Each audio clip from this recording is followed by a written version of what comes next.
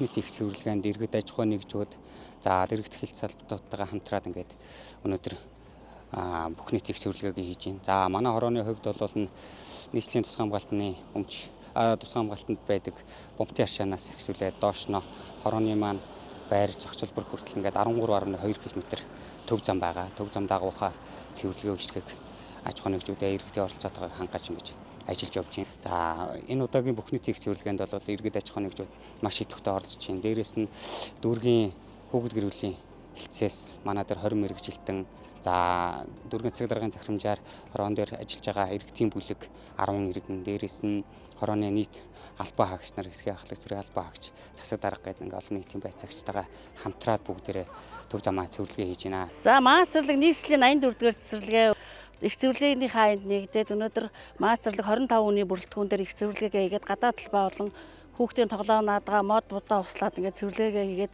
энэ аяндаа нэгдээд ажиллаж байна. Манай төрийн байгууллагууд аж ахуйн нэгжүүд маань маш сайн оролцож байгаа. Тэгээ би одоо өнөөдөр ихэд манай 84-р цэцэрлэг их цэвэрлэгээнд багш ажилчид нийтээ 25 хүн их цэвэрлэгээнд оролцож байна.